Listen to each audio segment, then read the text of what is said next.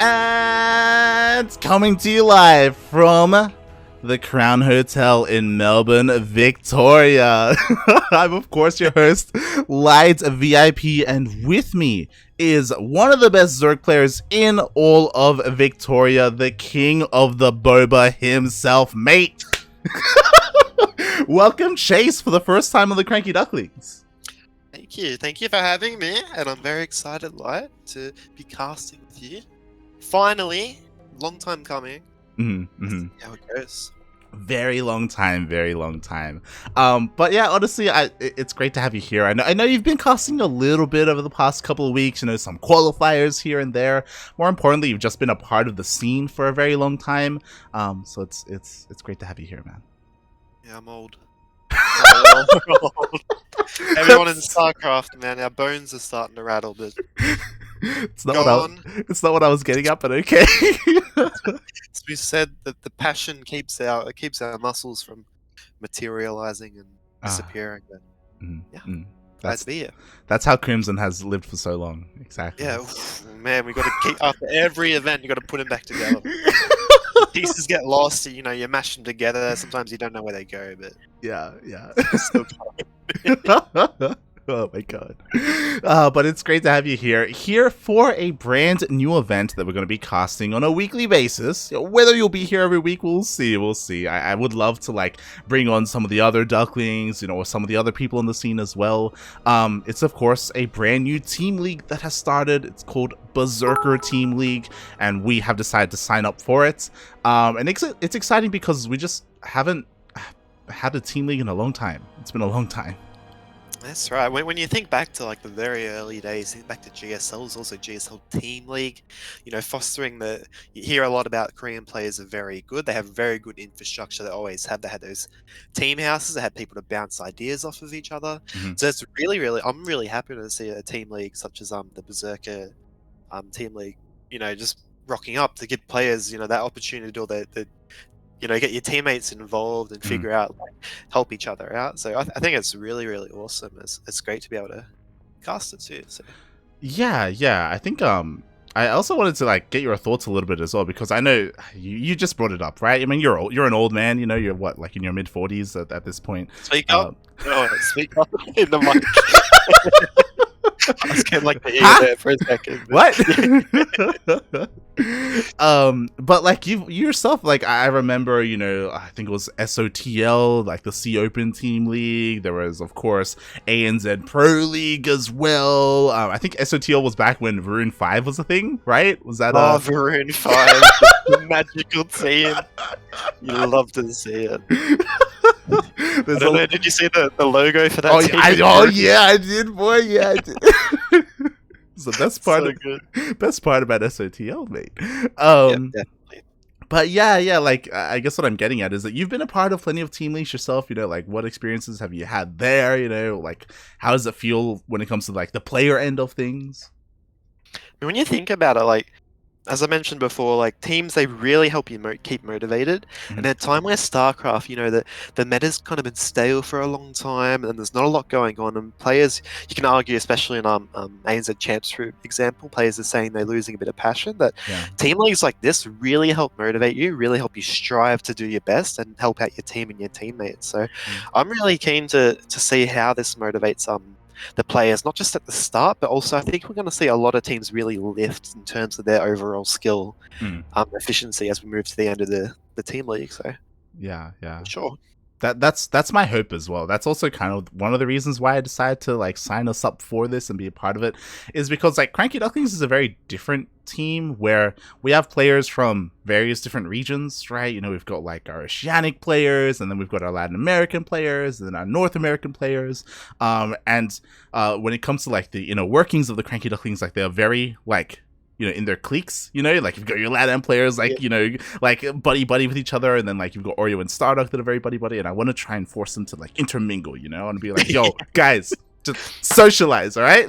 You gotta be careful though, one day it'll be all good, everyone's playing StarCraft, and then StarDuck will get them all playing Code Survival, it'll be it's all over, man. Oh, God. He's gonna come out as the villain, be yes, this was the plan all along, yes. Oh man, but yeah, I think CranKy Ducklings very very global organization. You got players everywhere. Mhm, Sometimes language barriers can make it difficult to seamlessly like kind of interact with each other. So I think a mhm. team league like this, I think it's a great opportunity to get to know your fellow teammates a bit better, get to understand some maybe viewpoints from players who you might normally not get Yeah. with the language barrier. So I think it's a really great opportunity. And we've got teams from Europe, we've got teams from C, you've also got a couple of American teams too. So it's a very, very big kind of event here. So I'm Mhm. really excited to see how we go with it. Oh yeah, definitely, definitely. I also want to touch on something a little bit off topic that you just mentioned. I'm curious because I know StarDuck has dragged a couple people in. Have you played Oh Kerrigan no. Survival? Have you played Kerrigan Survival No, too? I'm curious. So I'm No. at the point where it's like I haven't dipped my toe in, but like you see Starduck, you see his match history. Yeah. So I'm curious, but nah, I'm all good so far. How about yourself? Have you? I played twice. I played twice. Twice. Look. Ooh, Funara, Light, encouraging Starduck. Oh, You gotta see like the hype, right? So, yeah, it was we were drunk one night and like oh, no. It's a huge regret story. It's like, yeah. ended up playing Kerrigan Survival 2. Yeah. Oh, It was after one of our amateur events, so it was a Friday night, and it was all the ducklings. So it was like myself, Kuro, Oreo, StarDuck, Yaku, Steel Mo, like we were all together in a call, and StarDuck, he just wouldn't shut up about it. He's like, guys, come on, let's go play, we can make a full party. And I'm like, all right. And then we played, and it's okay. what's that like? What's that like? There's a lot to it. But I'm not hooked like he is. I'm like okay, I can see where you can find enjoyment in this, but it's not StarCraft. It's not what I'm into. So nothing is StarCraft, is it? It's Yeah. the penultimate game. Mhm. It's been a long time, 11 years now. Oh my god! And Yeah. as you said, like you picked up a couple of upcomers. Oreo's had very good results so far, and also StarDuck. So it's crazy to see these up and coming players like still around. And I'm keen to see how they do. And we do see Oreo had some nerves in the Mm. ANZ Champ Season 1. So in another tournament, Yeah. I reckon he could help fulfill his potential here. I Get hope so. more experience in Yeah. tournament setting. Definitely. I hope so as well. Yeah, it's also one of those things you touched on age. Like sometimes Kuro and I, we have a look at like the players that we have and the other people in our org, and it's like we're so old. What happened? They're like 18, 17, 16, and it's like, oh my god, like yeah. I was 8 years old when StarCraft came out. Hey, the whippersnappers. Yeah, it's crazy. But enough about all that. I think it is time for us to dive straight into this. For those wondering, there is a Wikipedia page assigned to Berserker Team League. All the teams are there. There are various NA teams, as you were saying. License to Kill is a big one. Sugar, formerly from Psystorm Gaming, he started his own team recently, Apprentice Esports. They're going to be participating as well. We have the Latin American team, Unidos por el Vicio. They're going to be a big one. So there's a lot of heavy hitters here.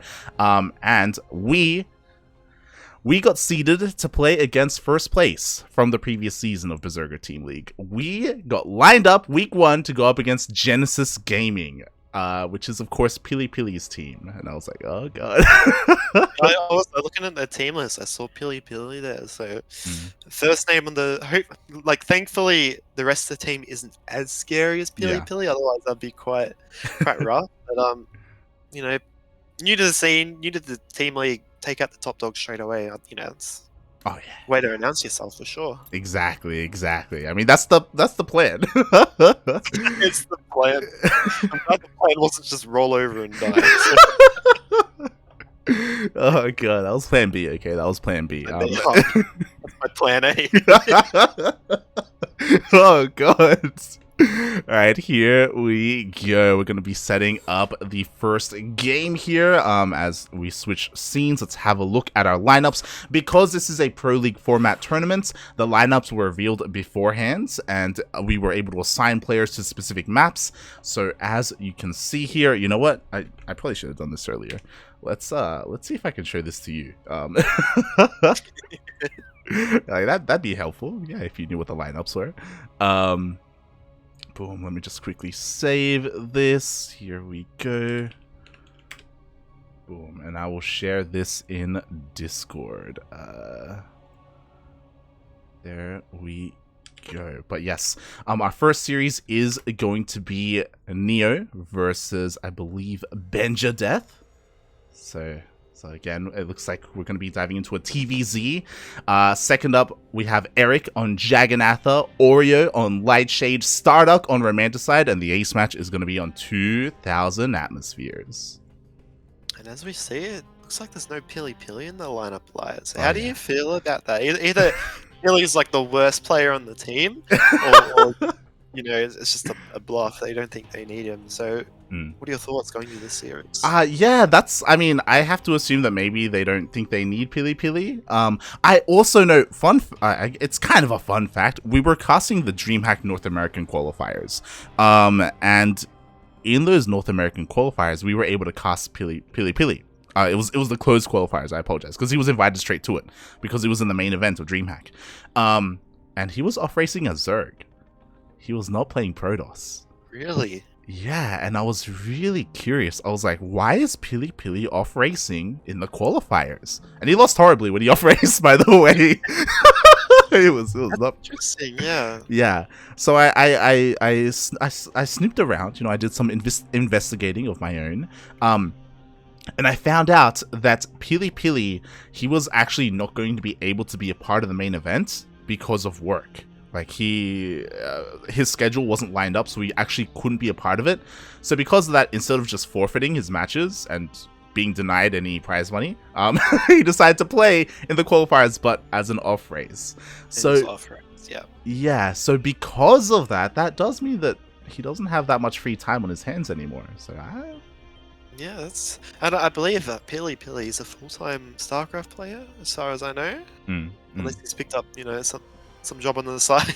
But that's actually it's bittersweet, because it's sad that he couldn't play, but it's also great that he's got so many tournaments to keep him occupied, especially in this day and age, to be able to have that, you know, that first world problem of having to choose what tournament you can play. So. Yeah. exactly. But it looks like he won't be fielded here unless it's for the ace match, to be fair. Like, they can always field him possible. there. It's possible. But it's time to dive into our first series. Oh boy, I'm a little bit scared, because it's your favorite map. It's Beckett, mate. Actually, I gotta tell you, I actually hate Beckett. No one else knows I hate it. They think I like it. That's why I always get the veto in. I've never actually vetoed Beckett. I've never wanted to play it. So now the secret's out, you know. There you go, guys. There you go. Everyone, make sure you play on Beckett against Chase. Oh.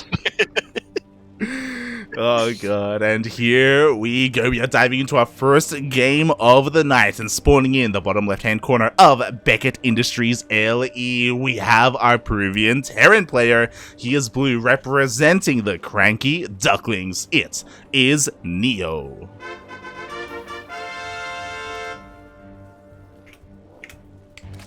And spawning in the top right position on Beckett, it is the red Zerg from Genesis Gaming. Give it up for Benjadeath.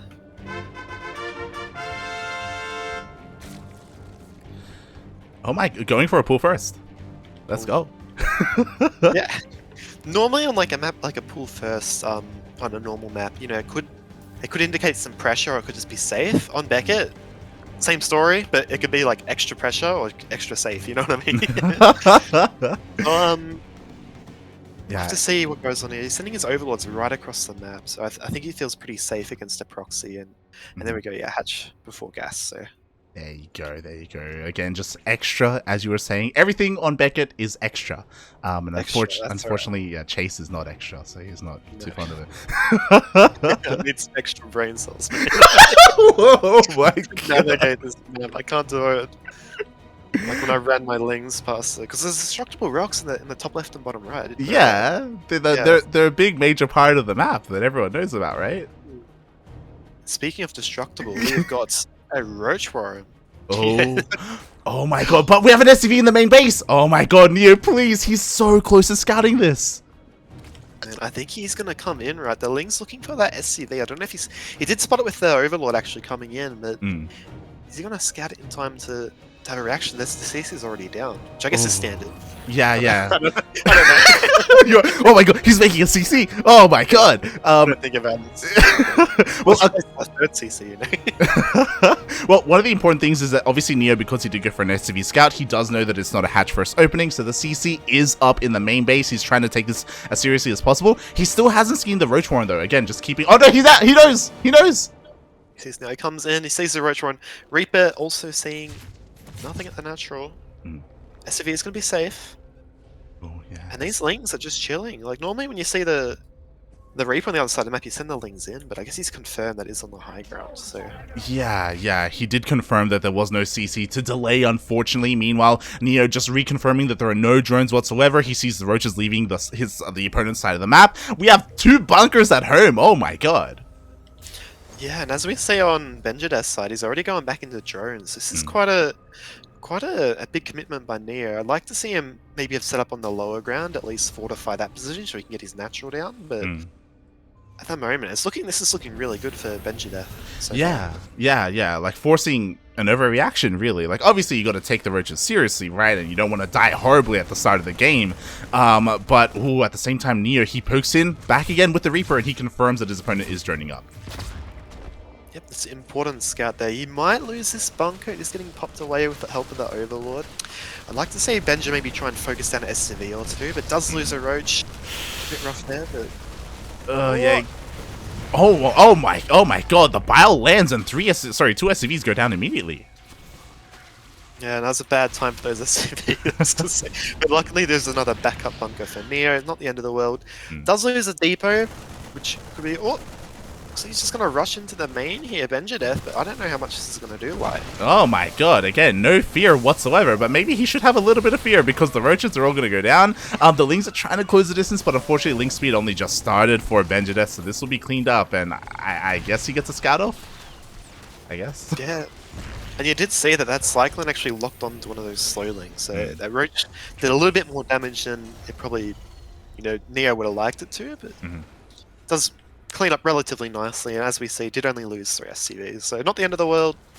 What would you take away from this game state like?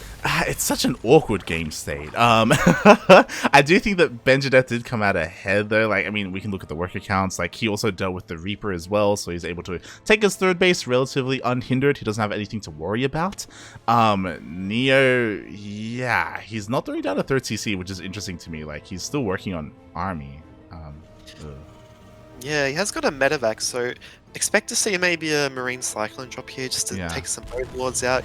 Because his starport was delayed, he's getting that Viking actually as well, so maybe looking to get that map control. He knows that his opponent does not have Ling speed just yet, which actually just finished.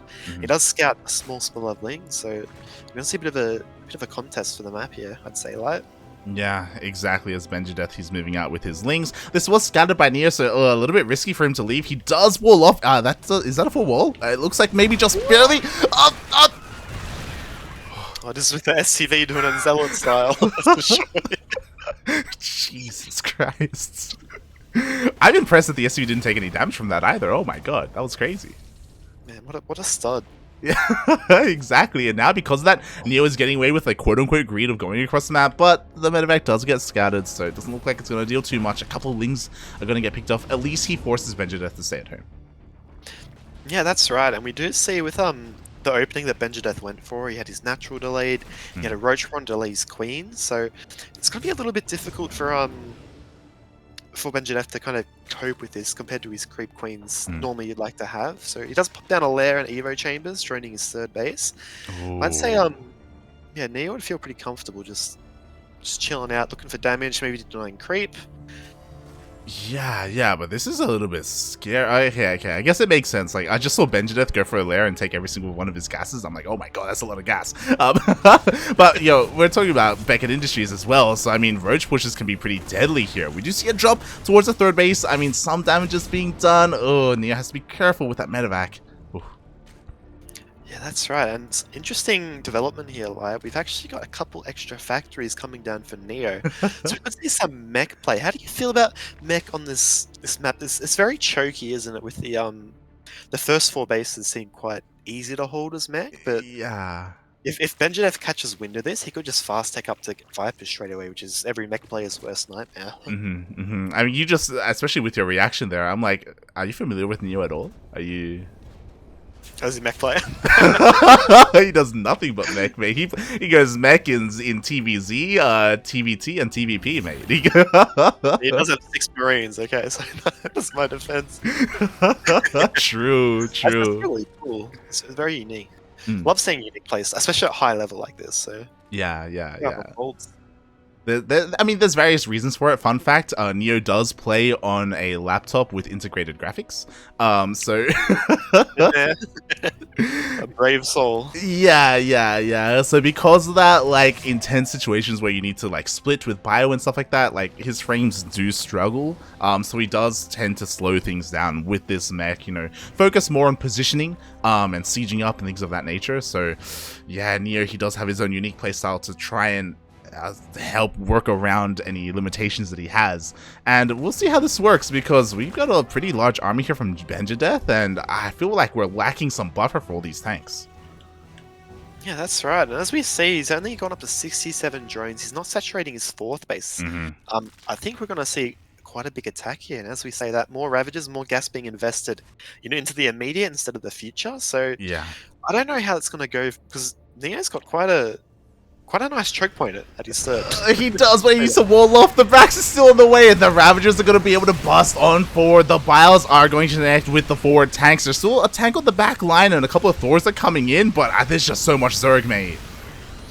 Yeah, I think you're right. As we see, his Ravagers are coming in. Their larger size, negating the tank splash slightly, and he's just getting on top of these units. Neo does not have a backbone to fall back to anymore, and looks like he might be able to hold his natural with the help of this tank, but a lot of damage has been done here, like.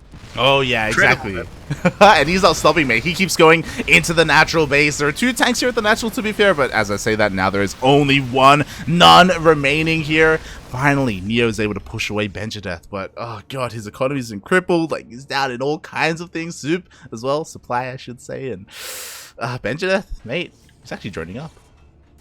Yeah, and as we see, he's now dropping that infestation pit, grabbing the gases at his 4th base. So I think he's happy with the amount of damage he's done. Oh, gonna grab more SCVs from Neo at this 3rd base, maybe even take those gas geysers out. I mean, Neo can't really move out against this, can he? No, not really. Like, he's just kind of stuck turtling at home on 2 bases right now, and he just needs to take another base from here. But like, this is the problem with Beckett, and I'm sure you're aware of it. Like, there's just not, it's just such a small map. Like, it's... What do you mean the problem? There's so many problems. There's a lot of problems. There's a lot of problems, and I do feel like it does favor the aggressor in many ways. Yeah, definitely. I feel like sometimes it can also favor the defender with these kind of choky points. But as you said, with these speed zones, and, like, this Ravage is going to catch all these Hellions just because they got that extra speed boost. And yeah, it's looking rough. Looking very rough for our South American territory. South American, right? Funada chasing the chat. Funada. Oh my god. As there's some dialogue going on here, but at the same time, Lings are closing distance. He's getting on top of all the tanks, and this is looking like the end of the game here. Benjadeath with the Roach Ravager Ling. It's pretty good, man. Yeah, just moving in here into the natural, getting on top of the production, and I think that's GG. Game 1 goes to Benjadeath of Genesis Gaming. GG, well played. And now I can say a little bit of inside knowledge when it came to who was going to be on what map. Obviously the map list was revealed like a week beforehand, and Oreo had everyone kind of like express what map they wanted to play on. no one wanted to play on Beckett. No surprise there. No one wanted to, and Neo stepped up. He's like, you know what? I'll do it. I'll take one for the team. He wanted to play on Romanticide. Oh no. I mean, mech player, you know, Yeah. Romanticide's a pretty good map, so Yeah. I guess Beckett, if you can get a foothold established, can be good for mech, but as we saw, Benji just kind of took control of the game, and yeah. Ow. Ouch. He gets Romanticide next time though. Yeah. He gets first did. But next week he's like, "You look, I took a week 1. I don't want it anymore. I don't want it. Someone else take I'm it." done. It's finished. Strong start for Genesis. Pretty convincing, I'd say. Even though the opening was scouted, you know, a bit of an overcommitment from Neo maybe stifled his economy a bit. But first game, easy to bounce back from, or easy to solidify the lead. What are we expecting for the second game? Would you say, like? Yeah, that's a good question here. I mean, I love to see the LATAM boys come out first. Obviously, Neo in game 1. Erik is coming out in game 2, and I know that Erik, he is ready for this. He has been practicing a lot when it comes to his EVP, and I know he's a little bit upset. Fun fact, this was held, of course, the day after DreamHack Latin America, where Erik was knocked out of the playoffs by Paco Mike in a PVZ, and yo, Erik was fuming, mate. He was like, Protoss, man. I'm sure you can relate. We've all been there. I did hear about those games. I heard they were quite wild and yeah, a bit flippy floppy. So hopefully, you know, put that behind him. He's a competitive player. I don't want to say he's done it many times before, but he's been in this situation, losing a game he feels like should have won. Going to ZVP again on Jagannatha, decent map for Queen Walks, also decent for Skytoss, I'd say. Like, what do you think about this map for this matchup? Yeah, 100% agree with you there, man. Like, Skytoss can do so well on Jagannatha, and there are various different kinds of Queen Walks as well. Like, I've seen Erik find a lot of success with, like, you know, 3 queens across the map with the Link Flood behind it as well. Like, it doesn't necessarily have to be with Roach Ravager. Of course, there's the more standard Roach Ravager as well with queens, so I imagine we're going to see that. Erik is not a player that enjoys playing late game ZVP. To be fair, what player does, you know? Yeah. Except for the Protoss players. No, True. I think, you know, people say ZVP, it's a bit stale, the meta, and I'd agree to that point. And, you know, you're in a bit of trouble when your build variety comes to how many queens you have in your Queen Walk, if you go Link Bane or Roach Ravager. Yeah. So I'm maybe expecting a bit of aggression here from Erik.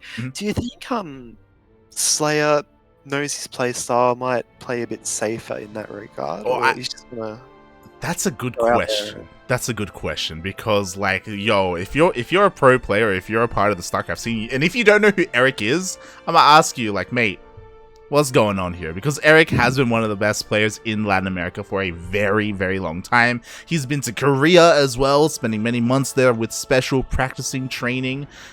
So I do look at Slayer here more than Erik and be like, yo, you got to bring something special to the table.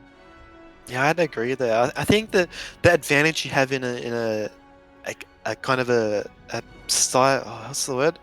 A prepared match, like Pro League, I guess. Yeah, you have time to prepare, right? Yes. And luckily for Erik, I guess he had to prepare against Paco Mike for EPT, so he can maybe carry over, transfer some of those skills. But in the same regard, you know, Slayer got to watch that match. Well, you know, maybe not, maybe. So he could, you know, it's difficult for both players when you're preparing. And you're playing on stream, you know, your opponent can also take away from that. So I'd like to see, especially with losing the Paco Mike, I'd like to see Erik maybe take his play, analyze it, patch some holes that he saw there that he didn't see when he was preparing beforehand, and bring a strong performance. I hope so. That's also the scary thing about this, is that it's a best of 1, you know, like if you mess up here, like there is no second map to fall back on like you typically have in a tournament format. So that's also how brutal this kind of format could be. As we're getting ready, and as I ask you, are you getting the invite for the lobby? Yes. My bad.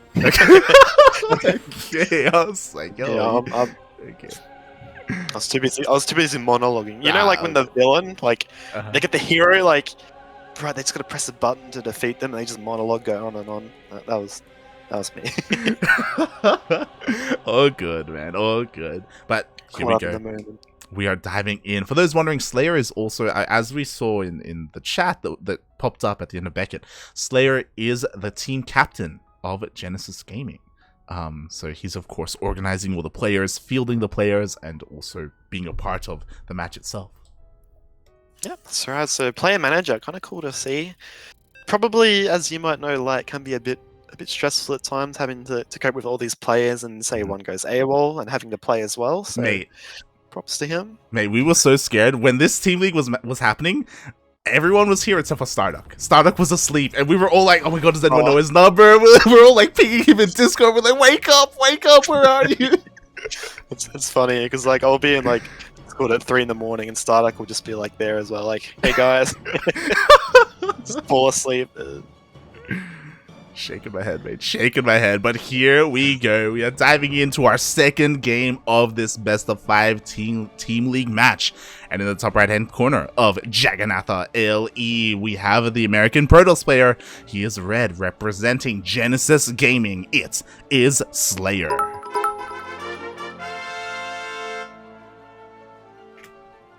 And spawning in the bottom left position, playing for CranKy Ducklings, it is the Zerg player from Brazil. In the blue trunks, it is Erik. I was gonna be like, does he know what country he's from? Does he? I remember seeing Erik vs Killzor so many times, so I know Erik. There we go. He didn't know where Neo was from, but he knows Erik. Oh, that's okay. I don't know where I'm from half the time. It's all good. This game, Proxy Hatchery the Natural, Erik. So, did notice it was a very early pro pool by Slayer, so this could have been a reaction. It could have been plans, you know. Best of one, wild things happen. So, no probes being pulled. What do you think of this slate? Yeah, I mean, I love this from Erik. So this shouldn't be too committed. Erik, he's been practicing a lot with this proxy hatch opening just to delay the natural of your opponent. As we can see, the natural base of Erik is thrown down as well. So he doesn't intend to go all in or anything crazy like that. It's just purely economic focused. That's right, and we see Slayer's already looking at the second part of his hold here. He's actually got a pylon across the map. And one little problem I have here for Erik is his gas is it's slightly late, and we did see 2 gateways forced down for by Erik taking that proxy hatch, so it could be some counter or depth pressure here. Have to see how it unfolds. And it looks like he's just gonna let the hatchery finish. Yeah, I'm surprised, right? Like, we didn't have a reaction from the probes, like the Zealot, sure, it's chipping away, but for the most part, the hatchery still has plenty of HP here. We'll see if Erik allows it to finish, and he does. Yeah, and we can understand why he let it finish. If you look in the bottom right corner of the map, it is a robo facility for Slayer. So he's immediately going on the offensive, but one problem I see here, like, this is only one pylon here at the front of the wall, and with the creep, it could be a bit hard to to replace that, but luckily Erik's only making 2 lings and a queen, 4 lings now. Yeah, I'm honestly a little bit scared here. So I do know that quite often Erik, he does try and delay his gases for as long as possible here, but like, this game is so wonky already. Like, I rarely see proxy robo anymore. I love to see it here. As the lings are popping out, the queen pops out as well. We'll see how much damage Erik can get done if he decides to. Yeah, she's trying to dive on top of the adept. Yeah, and he has started ling speed at home. He is going to get that adept. The queen blocking for the creep tomb. Is he going to get that second zealot even? This is... Ooh, looks like he's going to hold. Does want to scout. And I think that if Erik's clued on here, you should notice there is a lack of a second pylon in the main base. So, yeah, Slayer trying to deflect those lings. And I think this is wild. I did not expect this. This is crazy, mate. It is crazy right now. So obviously Erik knows 100% that there is a proxy somewhere, but he doesn't know what it is. I'm a little bit scared. Like, what do you do in this scenario, right? Do you just throw down a roach horn? Do you just throw down some blind spines? Like, he's still very much so in the dark. Yeah, I think this is actually not too bad for Erik, because he's getting that ling speed, and lings are pretty good versus Immortals, as we see that Robo is too far away to drop some shield batteries, and now the ling's getting speed in the main. This is going to be so annoying for Slayer to deal with. And the reinforcements are coming across the map. It's one of those things where Erik, mate, it doesn't even matter that there's a proxy. He could just ignore it completely and just go for the kill. Like, the wall's not a wall. The Stalker's going to get surrounded. Yeah, and Orb, he does slip through. He's going to... I don't know, man. He's gonna take out these units inside. Recall was forced by Slayer, so he's gonna see that Ooh. Immortal now. Think that wasn't there before. Mhm. I think now these Lings are trapped, but does it really matter? He's got so much damage done with them. Yeah, he's achieved so much, right? Not just killing a couple of units here and there, not just killing a couple of probes, but also the fact that he forced the recall. Now he knows 100% that there was a proxy robo out there. More probes are falling here in the main base, fighting with probes. Ay, you never want to see that. Yeah, that's rough. And we must admit, lad, it is 1 base versus 3 base right now. There's 1 base. These Lings are going to scout the robo. And this is a disaster for Slayer. So. The robo is going to go down. Not just that, but the pylons as well, which would supply block Slayer as well. Finally, the hatchery in Slayer's natural is going to go down, but the creep has been spread. So like he just can't clear the creep. It's just not happening. Yeah, and not to mention, he's lost his robo. Yeah. And he does not have an observer, so it's going to be near impossible for him to clear up this creep in his natural. Exactly. Well, like, he's forced all in. He's 100% all in. He's going across the map. Now, Erik, all he has to do is defend. And as all that was happening, he threw down a Roach Warren. He's got Ravagers on the way. He doesn't have any spines, to be fair. So this could still be a little bit risky here. But again, Slayer, he has to end the game. All that Erik has to do is defend. That's right, and coming across here, Erik's pumping out as many units as possible, and considering circumstances, I feel like this is going to be quite an easy hold for Erik, but we'll have to see how is Slayer's micro. Slow Zealots against Roaches on creep, not too easy, but yeah. It's kind of rough, not going to lie. The Zealots are coming in, the Lings get us a bit of a surround, Biles are connecting. One of the Ravagers, two Ravagers are going to be taken out, which is, I mean, nice focus fire by Slayer, but again, he's going to lose everything, mate. Oh my god. Yeah, with the Immortal falling, the last unit there, Slayer's push is held. Erik takes game number 2. Very interesting, very unique playstyle there, and I think that was a joy to watch. I thought Beckett would be the cheese fest, but that was quite something. That was interesting. I've never seen a proxy robo response to a proxy hatch, or to hatch in your main. Oh, sorry, natural. Interesting. We didn't get to really see it come to fruition because he was forced to recall. Unfortunately, like, his defenses at home were weak, so he couldn't dedicate himself to that push. But interesting nonetheless. Yeah, I think really letting that hatchery get up and that queen drop the creep tumor that we saw, I think that kind of forced him to play his hand. But the problem was, Erik saw his hand. Erik kind of saw the Immortal come back home. He had the Lings, and Lings are pretty good versus Immortals, we can say. So kind of unfortunate for Slayer. Maybe influenced by his build choice a little bit there, and Erik just going Ling, which is I don't know many players who go into Roach off 1.5 economy. So bit of a strange decision making, but again against Erik's playstyle, is a bad decision making because he's going to do something wild. So if you throw something else wild out there, maybe it'll stick. I have to wonder as well if the proxy robo was something that Slayer was just going to do regardless of how the game played out. Like was that influenced at all by the proxy hatch, or was that just his game plan? And he's like, you know what, screw it. I was going to go for an all-in anyway, but that proxy hatch really did just add a whole bunch of other factors there that did influence that game. And that's the thing about ZVP, right? It's so mind games based. Like ZVT, very mechanical tug of war. ZVP, a lot of the time the game's won before the first engagement. So maybe you saw the hatchery go down and you thought, excuse to do my 1 base build. And that's what he went with. But, didn't quite work out there. And well played by Erik. Well played. With that, CranKy Ducklings, we put a point on the board. We're tied up 1-1, and now we are going to find out who is going to take a lead in this series. I'm ready. I'm excited. The LATAM boys came out to start off, and now it's time for the OCE boys. Oreo, he's coming out, mate. That's right, and we could see a bit of even though they're teammates, a bit of a domestic or international rivalry here. The Latin America players that got 1-1, pretty decent result. The Australian boys here might want to show that they're the cream of the CranKy crop, or they could it could be the Latin American players who come out on top here points wise. So I'm curious to see how this will go. Foxer is a decent player. Oreo also very, very good in his own right. So I'm expecting a good match here. Oh, I'm so excited. Like, Foxer, I obviously Pili Pili is the ace of Genesis Gaming, but I feel like Foxer is also very up there as well, you know, when it comes to the caliber of players that Genesis Gaming have to offer. And a TVZ, mate, who doesn't love a good TVZ? Yeah, and we see the map is light shade, and there's different expand routes to Zerg can go here, different ways that Terran can also prep up for the mid game. So I'm expecting either way, unless there's going to be some wacky cheese and all analysis goes out the board. I'm expecting a really good tug of war here between these two players. I hope so. Maybe I'm like putting too much on this, and really we're gonna come in and then Foxer immediately like proxies a factory across the map or something crazy like that. Like proxies 4 barracks and flies them in the moon. Something ridiculous is gonna happen. But... I've seen it before, man. Yeah, I've played against it before. If you don't scout it, it's not fun. Oh god, Oreo was actually telling me about that. How like Skylar just does that constantly against him. Oh, Skylar, yeah.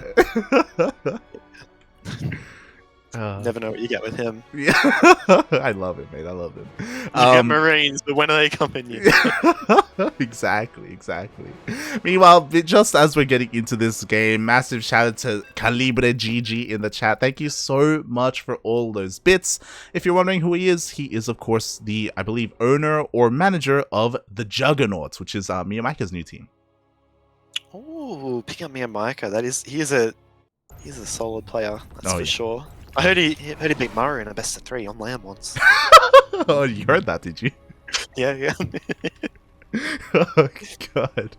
But yes, thank you so much for the support. Meanwhile, if you do want to support this tournament, ! Matcherino in the chat. There is a Matcherino page for this event. You can add, or you can click that claim coupon to add 50 cents for free to the prize pool. But here we go. We are diving in to game 3, and spawning in the top left hand corner we have the American Terran. He is yellow, representing Genesis Gaming. It is Foxer.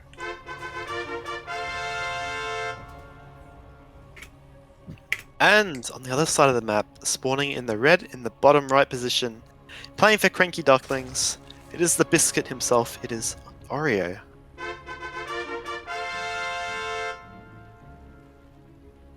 It is a biscuit. I love Oreos. It's a very nice biscuit. Oh god, that was one of my favorite things about the ANZ Champs season 1 was Azure's ceremonies, and like I always remember how he tweeted out buying some Oreos, getting ready for his match against Oreo.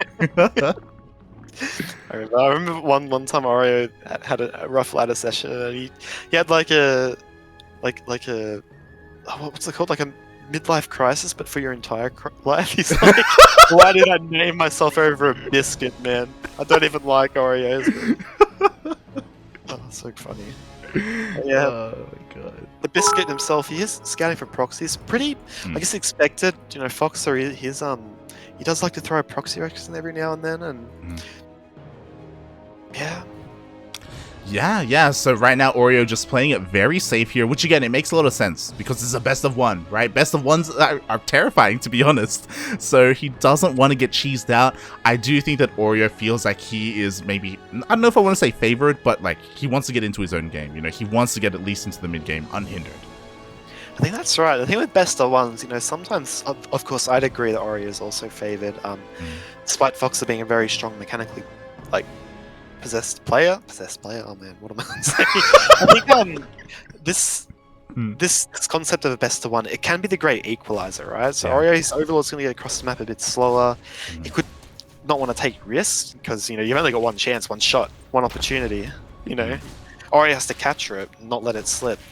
And, Mom spaghetti. Yeah.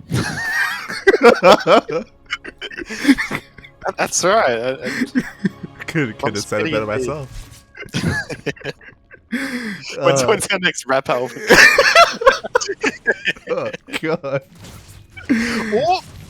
What's he gonna almost loses that Reaper? Yeah, it just barely manages to escape the mule. Is that mule in the main? Just chilling? Was that Was that Are we allowed to reverse and repeat? we're not gonna rewind. Oh my god. I see a mule just kind of chilling there. I'm going to assume that he pulled it off the minerals to be a little bit more efficient there with the mule. I'm just going to assume that. I don't know if that's actually what he did. Oh, yeah, that's so smart, actually. Yeah. See, look, you question him, he has the biggest brain of us all, mate. You're not wrong. We don't even know if he did that, but I'm going to assume that's what he did. Yeah. Well, you've given him a big brain, that's all that matters. And speaking of big things, we're going to have a big unit coming out of that starport soon. It is a fusion core coming down. Oh, yeah, we all know what that means. That means ranged libs, mate. It's flashbacks to like 5 years ago, man. Oh boy, it is good. I agree, there's going to be something in the air. We don't want to get too ahead of ourselves, but Viking as well, so he really wants to clear up the scouting here. Oreo's got one overlord, just kind of blurping across the map trying to get the scout off, but I don't think he's gonna. Yeah. Maybe he'll see the starport going onto the reactor. We'll see. It's going to be pretty close, especially because the Viking is currently avoiding that overlord, so he completely misses it because that Oreo will get the scout off. And it's such an important scout as well. As you were saying, we don't see this opener too often anymore. That's right, and Ling might get in if. Foxer is watching though. Very good attention there. He's watching the stream. All the meanwhile,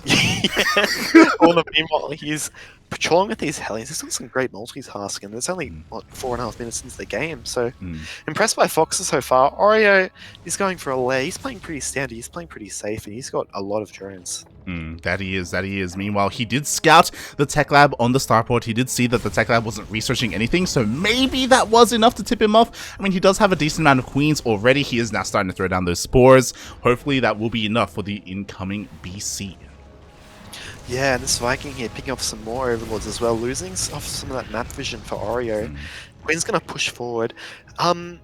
I'm just thinking, where would he warp in the BC here? I'm thinking between the third base and the main's always a good shout, and then maybe Hellion run by into the natural, but he has taken quite a bit of damage on these Hellions. True, but he's got more where that came from, as we do have more Hellions coming across the map. And more drones coming for Oreo. True. This can be really scary here. The multi-prong attack coming in from Foxer. He's just waiting for the moment to pull the trigger and dive in as the BC does teleport across the map on top of the queens. Can these Hellions coming in, these queens? Oh, I'm not too sure about this BC warp in, but these Hellions not supporting the BC. I think these Banelings are going to zone them back, and I think oh my god, he did get 7 drones though, but that felt very kind of. Yeah. I was shocked that he warped in on top of the queens, mate. That was wild. That was crazy. That was a Chad play. I'm gonna he wants to know the BC is here. That he does. Meanwhile, the Hellions are trying to dive into the third base, but the Lings and Banelings are there ready, waiting for those Hellions. The Hellions deal no damage. Meanwhile, the BC, does pick off a queen, is maybe going to get a second. Yeah, that's right. And Oreo does not want to lose his queens. Every queen he loses kind of stifles his creep and lava production. And his fourth base is now coming down. It's almost finished. We have a Spire on the way. So expecting Corruptors here or Mutas, because we do see it is going to be mech from our Terran player. That's the thing about BC openers. Like, you can transition very smoothly into that mech style. And well, we all know, we all love playing against mech, don't we? It's great. Deeper lift again. I think nice. Seeing the 2 barracks, the 2 factories, he should know what it is, but kind of curious here. Fox is going up for 2 battle cruisers, but he did not get Yamato, so yeah, it's a very odd choice here. He's prioritizing his production over that Yamato instead. Of course, that does mean that Spire will come into play. I'm kind of hoping for Mutas right now because we don't have any Thors on the map quite yet. Yeah, and as you say that, we do have 5 Mutas on the way. These Hellions getting so deep on this creep. This is very kind of optimistic here by Fox. So he does get a slight surround, but he should be able to get away from here with the bulk of his units. And 13 Mutas on the way now. So. Oh yeah, 13 Mutas are on the way here. Let's quickly check. We don't have any missile turrets. Oh, sorry, never mind. We do have 1 in the natural, none in the third or the main base. At the moment, Foxer hasn't been able to scout that Spire whatsoever, so this could catch him a little bit off guard here. There's a lot of potential with these Mutas.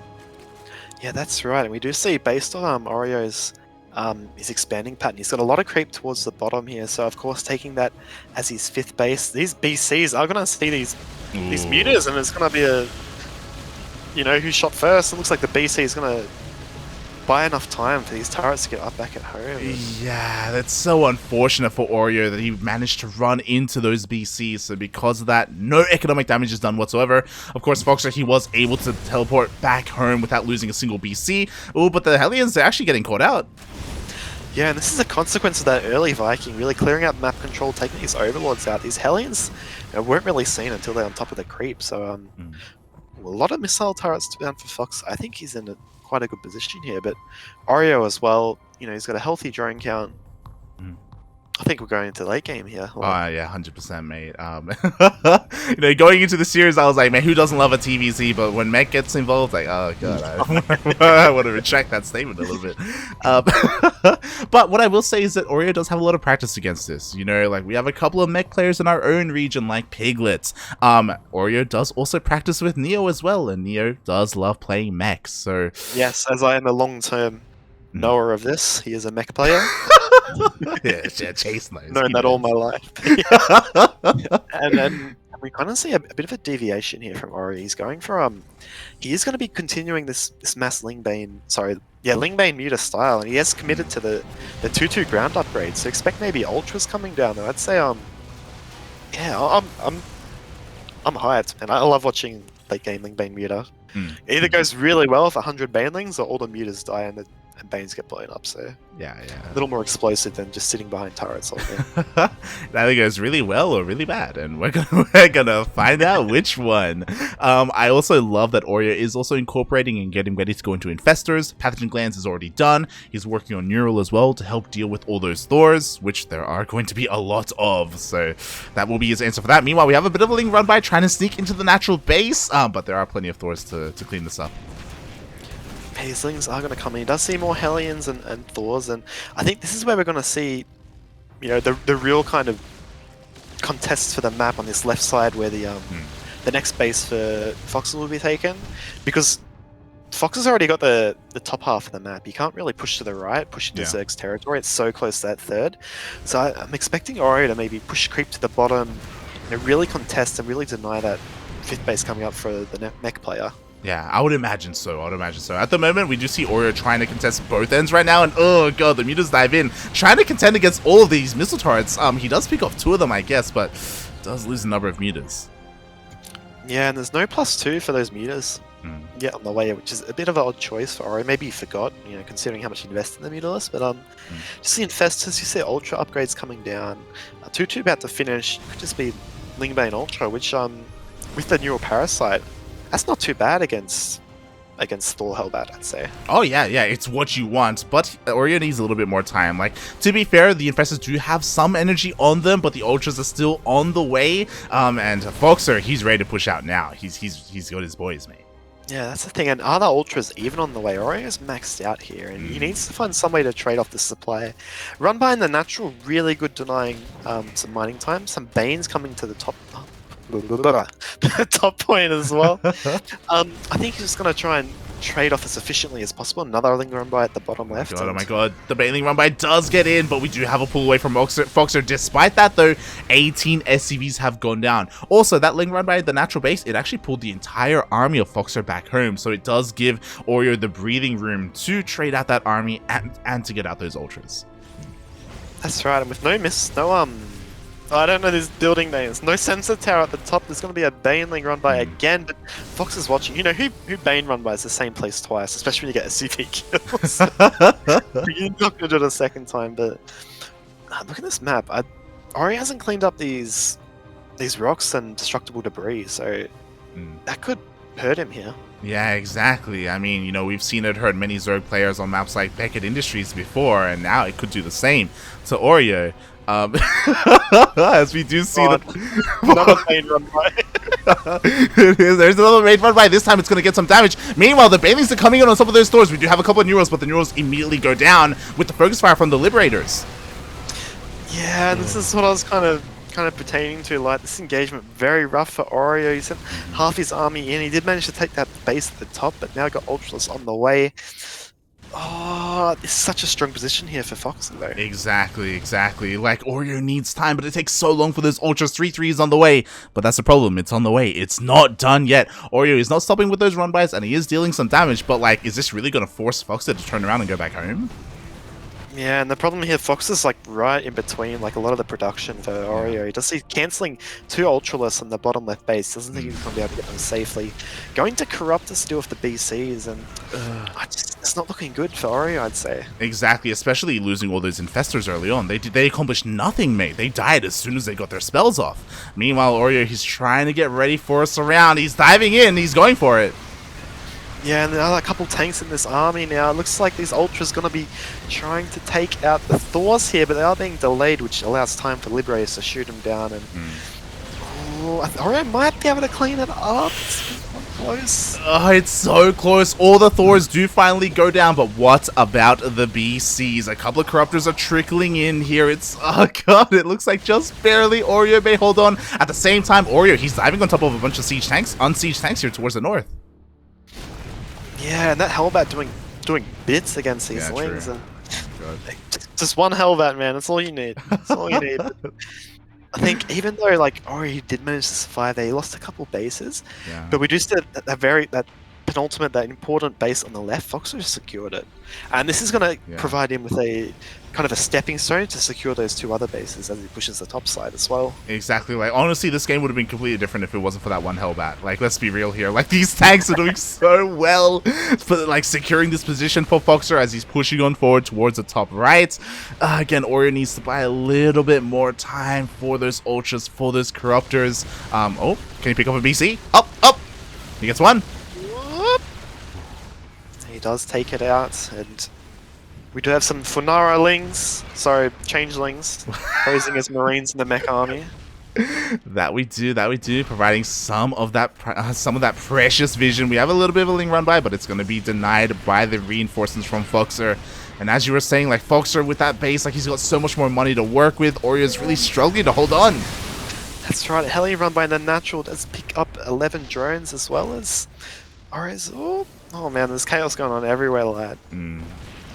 But I think the problem with these siege tanks, there's not a lot of them, but they're spaced out well enough that they're going to trade efficiently versus, you know, pretty much anything Oreo can throw at him. Exactly, and Oreo is throwing everything at him, and it's just not working out. 14 more drones go down as well to those Hellbats. We have BCs coming in. Folks, he's just rallying everything across the map, and Oreo just doesn't have much left. He does have a couple of Infestors, I guess, for some Fungals, but there's no follow-up.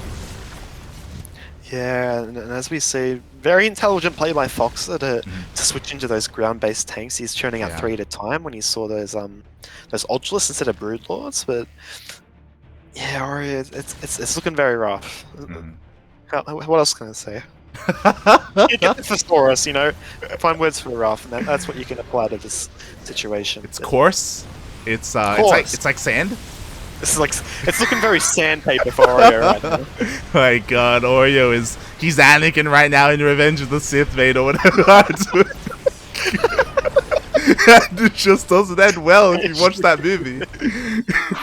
And there we go, GG called by Oreo. Solid performance by both players, really, but Foxer does manage to really do a strong push, and Oreo didn't take the best engagement with the army. It's a little bit flimsy.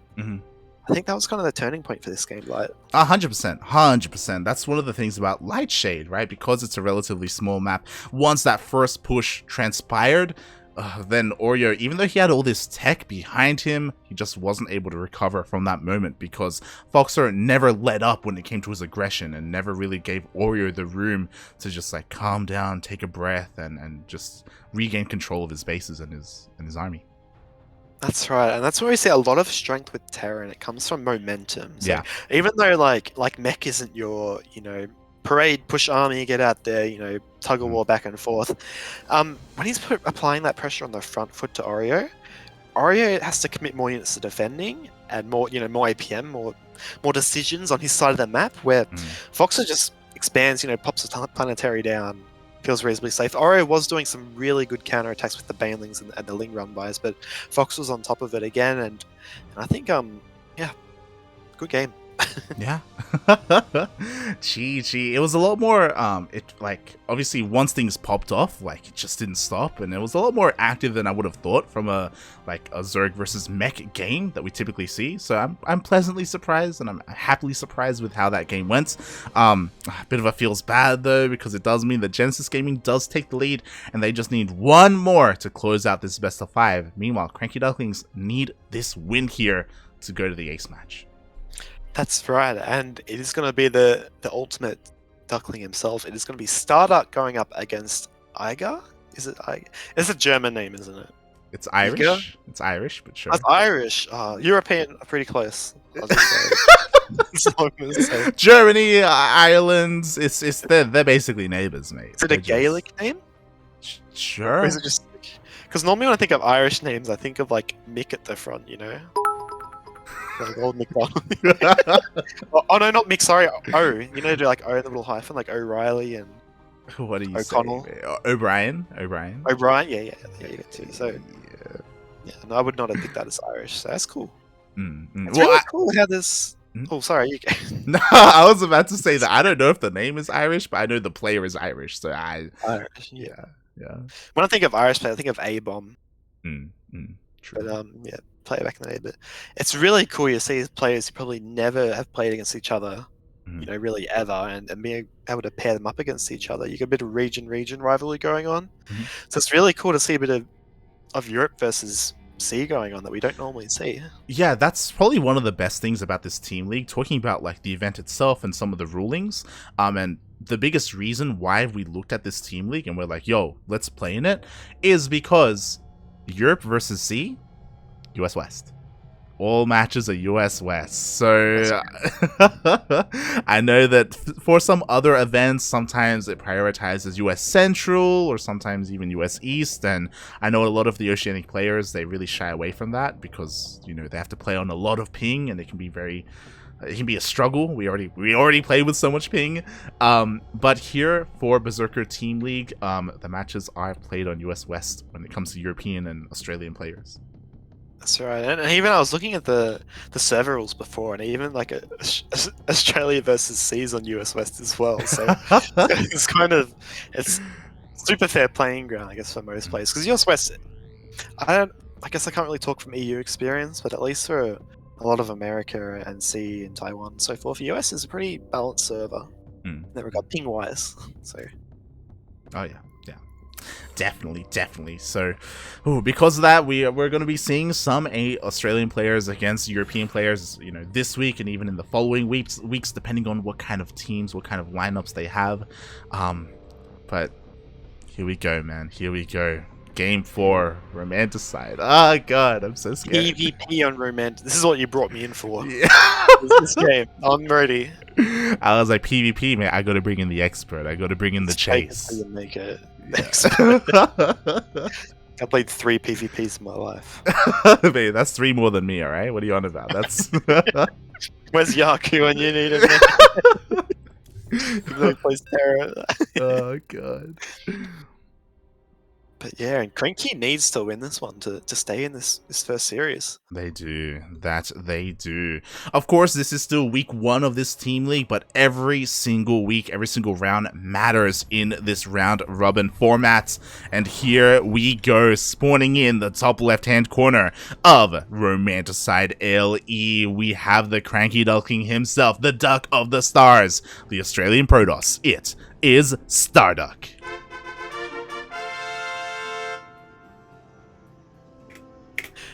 And on the opposite side of the map, in the bottom right corner, it is your orange Protoss. I have to say his name. It is Eiger for Genesis Gaming. Where's he from? Ireland. Yeah. There we go, boys. Jace knows, man. He knows. Now I've got something to ask you here, Lion. Go for it. Was StarDuck destined to join CranKy Ducklings, or just pick him up because his name had duck in it? That's a good question. It was just happenstance. It was just happenstance. Fun fact: StarDuck. I've said this plenty of times. I don't know if you've heard this, but StarDuck, he played in our tournaments back in like 2017 when he was still Diamond. Like we go way back. Back then, fun fact: StarDuck was actually a Zerg player. And yeah, it was over the years where he was playing in our events, and we obviously were casting him. We actually approached him back then to join the CranKy Ducklings, because we were playing in a Diamond Team League, and we're like, "Yo, do you want to play? Like, do you want to join? Like, you know, you have Duck in your name." And at the time, I guess it was foreshadowing. He said, "No, sorry. Like, I mainly play arcade games." I don't really compete that much, and I'm like, we're like, oh, okay, because he was a part of an arcade specific team, like a clan in StarCraft. Oh, that's wild. Yeah. I do remember playing him back on ladder when he was Diamond. Mm. And yeah, he's decent, but I used to win most of the time back when I was a tryhard, and now I just never win. I don't think I've beaten him since I played him 3 years ago. It's really cool. It is wonderful to see fresh blood coming into this, especially this late in the twilight of StarCraft's career. So it's really beautiful, isn't it?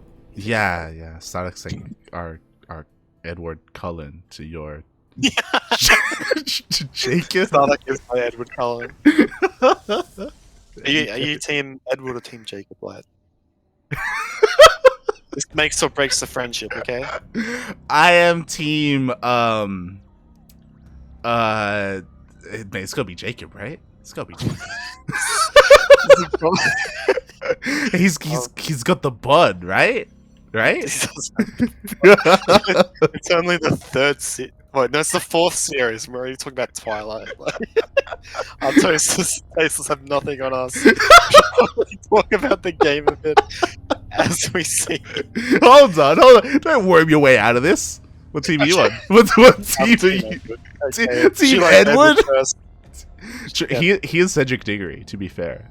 Yeah, he's Harry Potter, man. But he died though. Spoilers.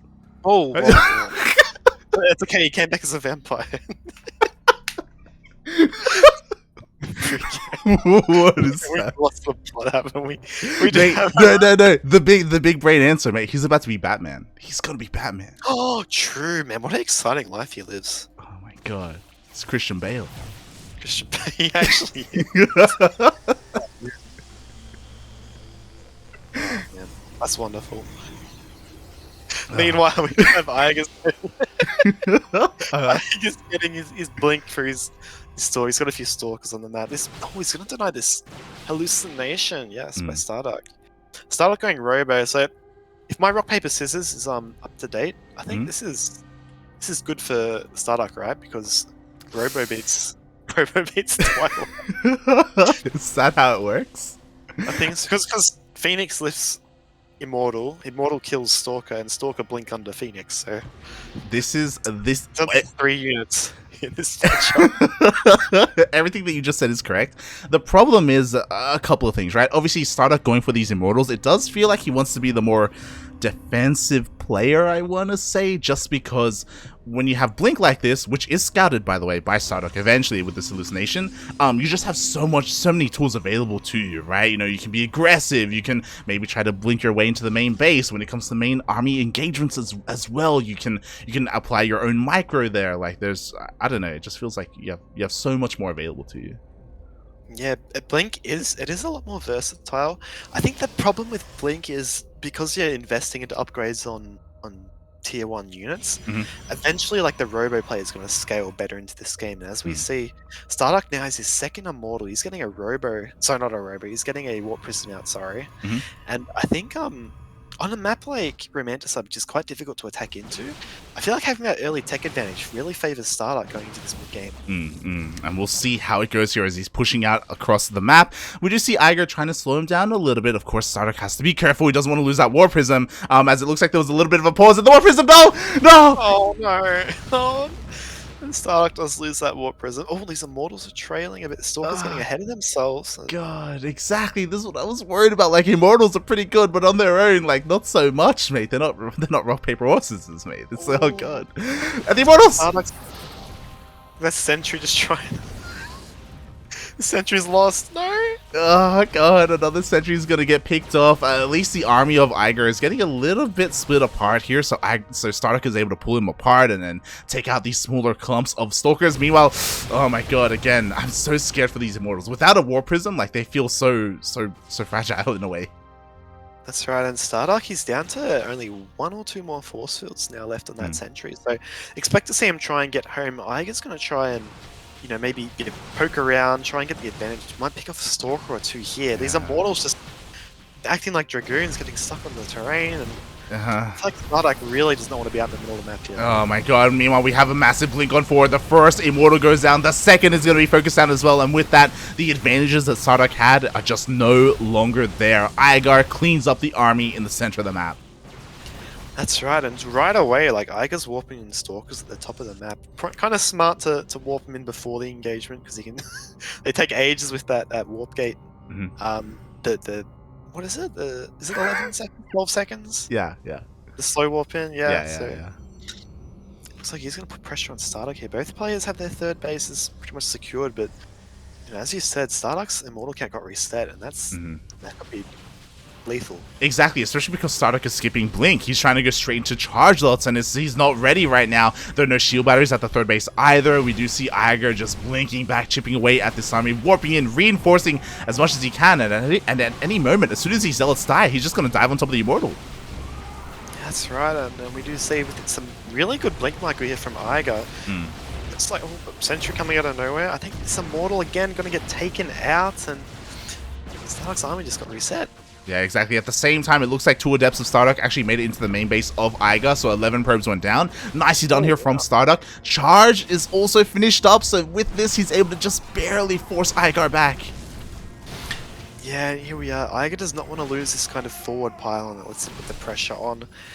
Can kite these zealots for quite a while, even getting some charge lots of his own now. So I'd like to see StarDuck throw down some shield barriers at his third base and feel a bit more safer against this very versatile blink force. Yeah, definitely. Like, we need some shield batteries. That's one of the best units that that Protoss has.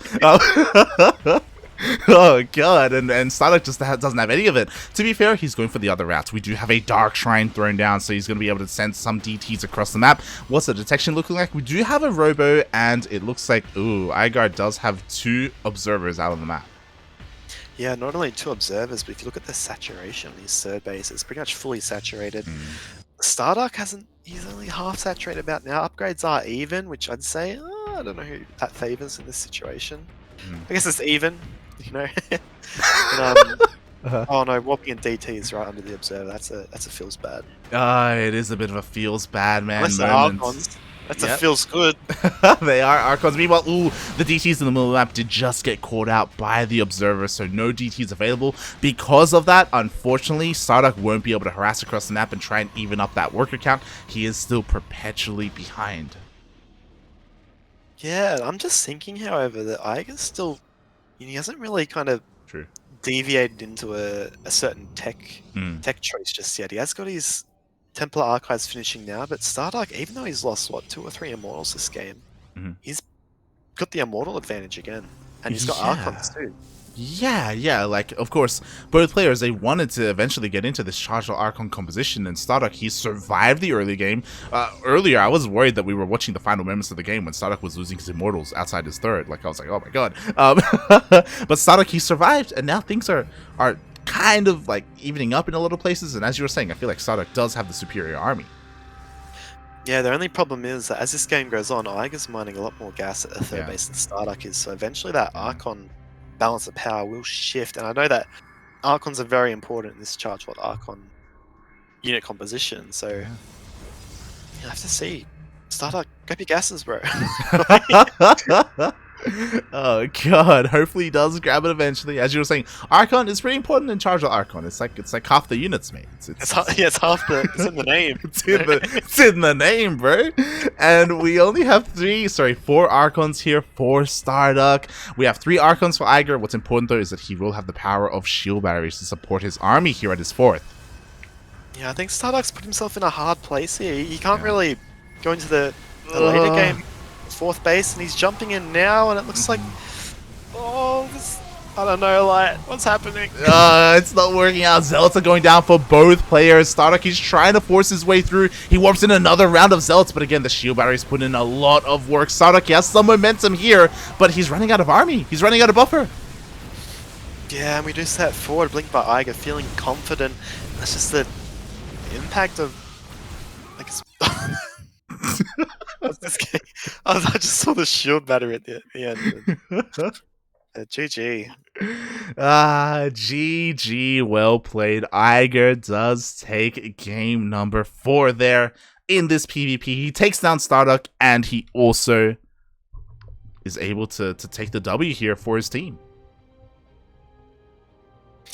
Yeah, and quite a strong showing there. I'm a bit surprised, to be honest, because it looked like StarDuck had the right tools, but as you said, you know, if you go Immortals, you probably want to be a bit more defensive, but he went aggressive, and that kind of, against Blinkstalk, because it just zip around your map. It's like Tracer versus Winston, I guess, in Overwatch.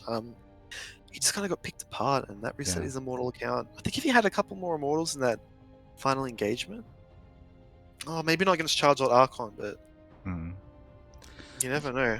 Yeah, you could argue that both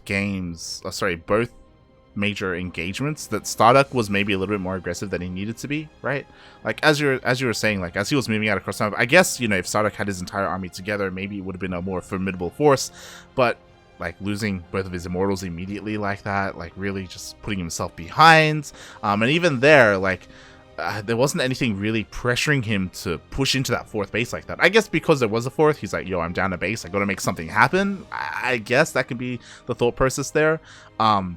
But alternatively, you know, there's a world where maybe he backs off, and he throws down like a Robotics Bay, tries to get into Disruptors instead or something. Like, I don't know.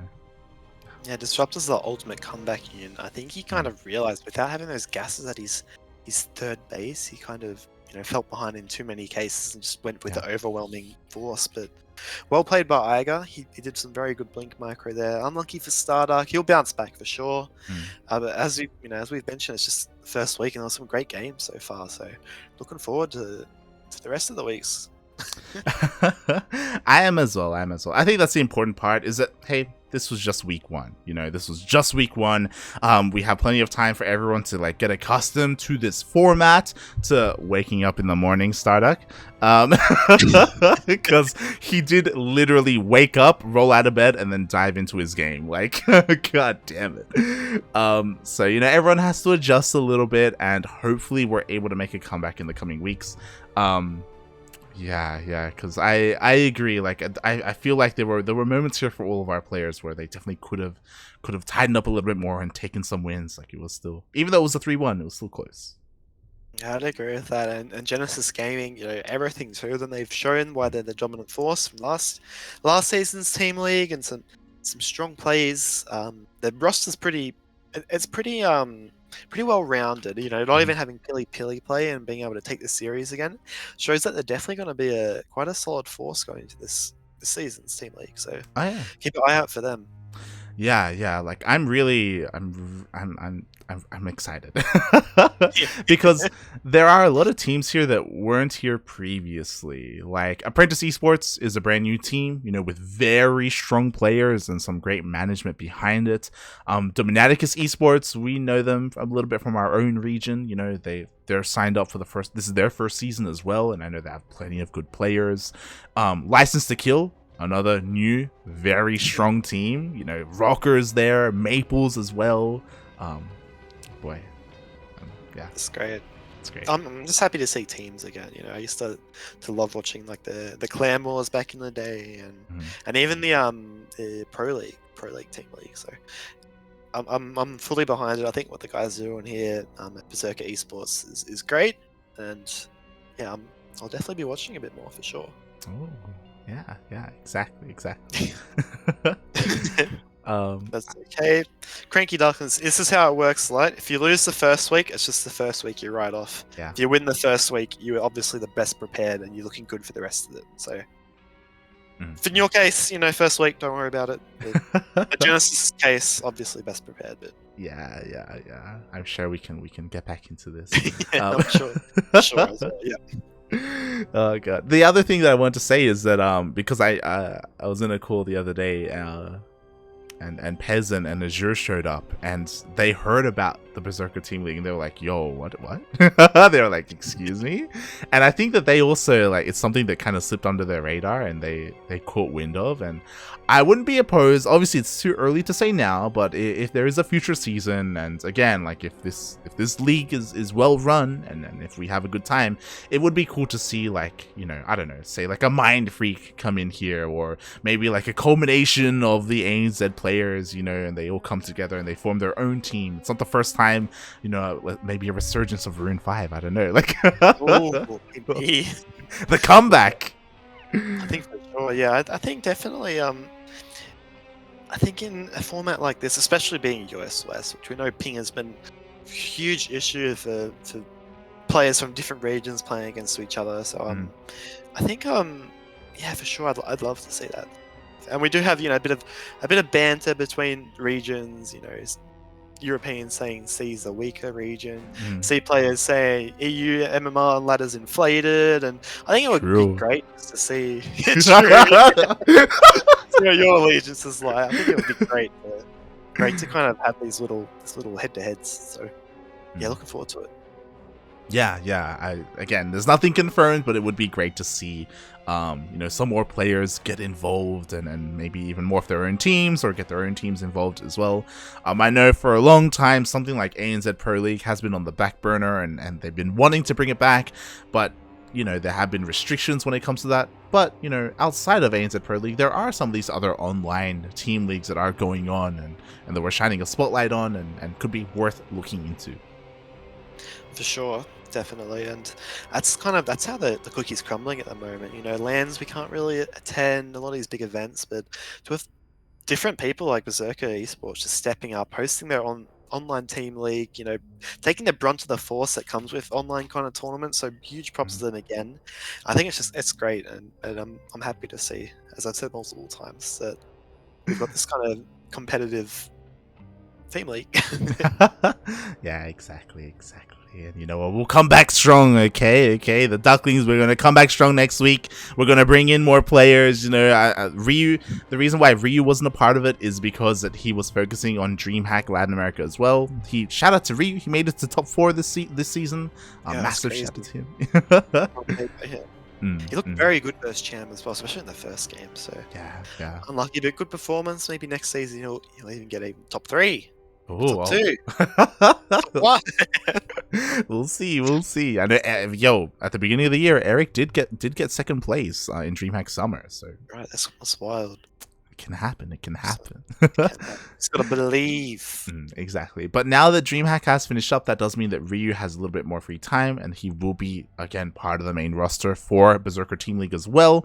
I cannot say the same for Patty Mac. Patty Mac currently is focusing on DreamHack. DreamHack North America is starting up in a couple of days, and he has been practicing very hard for it.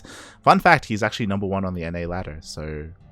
Oh, really? Yeah. He's been he's been practicing very hard for his group, and we wish him the best of luck there. And when DreamHack does kind of wrap up, then he'll be joining us here in this team league as well. Yeah, for sure. I think. Yeah.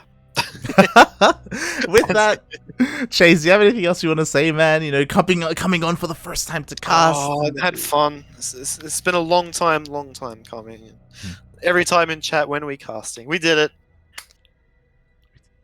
We did it. Yeah. Oh, it's over. But yeah, thank you for casting. Thank you for being great. You know, letting me come on to cast. I had fun. Haven't done it often, so very easy to kind of, you know, roll off you about Edward Cullen and. Oh, don't remind me, mate. Don't remind. Oh, I know what the hell we were talking about, mate. Is that even cast? I'm trying to think, like, how did we get to that point again? It's because you said Twilight. You said the Twilight of StarCraft. Twilight of StarCraft. Yeah. I'm going to never say that again. It's like I'll say the Harry Potter of But yeah, no, I had a lot of fun. So thanks for inviting me on. Thanks, guys, for watching. Anything you'd like to say, Light? I was about to say, yo, if you want to tune in and if you want to follow more of what this man has to offer, follow him on social media at MF_Chasu, not Chase. Don't be confused. Yeah. Do you know MF Chase was taken? Really? Yeah, that's why I'm Chasu, bro. Like, I thought you were just a weed, mate. So, I was like, because they were like, when we joined the team, they're like, all right, these are their tags we'd like you guys to use, and it's like, Chase, you might need a different one. And I checked, and it's this MF_Chase that hasn't tweeted in how many million years. It's just, I don't know, man. oh, wow, you need to challenge him to like a show match in Kerrigan I Survival 2. wish. I hate that when you want a name and you're like, you check it out, and it's like joined in 2008, one following, 0 followers, and it's like, man, you know, not to say I'm a bigger man here, but I've got like, you have 0 followers, I've got 1,000,000 times more, infinite times more. Literally 1,000,000 followers. You have like 1 follower, it's still infinite times more. It feels bad, man. It feels bad. But yes, follow him there on Twitter and at him and tell him to stream more often. Because, mate, Oh boy, when's the next stream? stream. Get the excuse book. Hold on. After champs might have a cheeky stream. After A's and champs? Yeah, I mean, I gotta prepare for David, you know, so I don't want. He's gonna watch my stream. We'll see. When's the next light stream? Funara light. Can we get a Funara light? I was streaming just before this broadcast. What do you? I did not see it. How do I? You were there. You were in the chat. Yeah, but you got Funara. Oh, no, I did it wrong. Oh god, shaking my head, mate. Shaking my head. Yeah, if you want to follow me, lights_VIP, Twitch, Twitter, Facebook, Instagram. Not Facebook and Instagram just because it's down at the moment. I woke up to that. I don't even know what's going on in the internet right now. I don't know what happened. Do you know what happened? No. Oh, apparently what happened was Facebook owns Instagram, right? Yeah. I believe that's how it works. So they do. Facebook got taken down. I read that maybe somewhere some of their code got erased, but basically, yeah, Facebook was down, Instagram was down, WhatsApp was down, TikTok was down, so Twitter got very popular. Even the Twitter like main account tweeted, "Hey everyone," so go join it. But yeah, back to your regularly scheduled social media now. Yeah, mate. The conspiracy theory. It was Twitter all along. They came out and they de-doxed everyone else. They got It's the new like Cold War, you know. Yeah. Oh my god. So yeah, you can follow me there. I do stream occasionally throughout the week. I just had a Final Fantasy stream this morning with Kuro. I will have a ladder stream maybe later on today. We'll see. But more importantly, here on the CranKy Ducklings, our next broadcast will be in a couple of days. Let me just quickly check here. I believe tomorrow we're going to be casting DreamHack China. That's going to be over on ESL_SE2B. And tomorrow morning, we are also going to be casting the very first day of DreamHack North America. That's going to be at 7 a.m. AEST. That'll be fun. North America is always a wild card, man. You always have. Now you've got your top players like Astraea and Scarlet, but apart from that, it can be anyone's kind of game. As we saw, was it Trigger? What's his name? Yeah, Trigger and Antis. Like last season, they played very well. So. Exactly. Trigger, he made it out of the group stage last season, so I'm very excited to see how he does. Obviously, we're going to be there supporting our Duckling Patty Mac as he tries to make his way out of the groups as well. Unfortunately, the worst thing about DreamHack NA is that there are only 2 Zerg players in the entire event. It's Scarlet and Antis, and I think that's it. I'm not watching anymore. It's Scarlet, Antis as the 2 Zergs. I think the Terrans are Vindicta, Pure Legacy, and Future. I think that's it. And everything else is Protoss. It's all just Protoss. And it's like, oh god. You know, Scarlet's gonna play Antis and then play PVZ. So that's like one Zerg in the whole group. No. That's okay. Yeah. So because of that, it could be a little bit rough, but we're gonna have a good time anyway. We're gonna have a good time. So yes, that is gonna be coming up this week. We're gonna be the B stream for China and DreamHack North America, and also some DreamHack EU groups as well. It's a very busy week here for the CranKy Ducklings. On top of that, we have a regularly scheduled broadcast as well. Grand Platypus Open GPO comes back next week, and I expect to see you there, Chase. Expect to see Me? Yes. Not if I turn my camera around. You can't see me anymore. Not if you can't see me. I'm not here. There we go, but thanks for tuning in, guys. Thanks again, Light. Enjoyed it. Love the little zergling, baneling tower you got behind you. Pyramid? You mean the pyramid? Yeah, the pyramid. Yeah. I got a chunky. I think it's meant to be a chicken, but it can be a duck. So. Oh, that's so cute. Yeah, hold on. Actually, one that said Mio, I think, or something. Oh, Melbourne Esports Open. Oh, what's it, Mio? There's some land I went to with Seether. It was an arcade. I wasted all my money, man. I wanted that chicken. Was it the Hot Land? Was it the land in Sydney, or? Oh, I'm trying. I don't even know. Oh man, I miss lands. Lands are great. It's our bubble tea land as well. I know. It'll come back. Can we Funara COVID?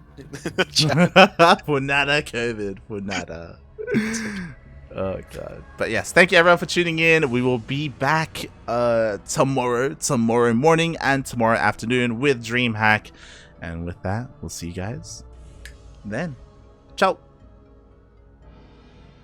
I was gonna dab him like, no, you got too much self-respect. Do it. Oh no. See you later, guys. See you later.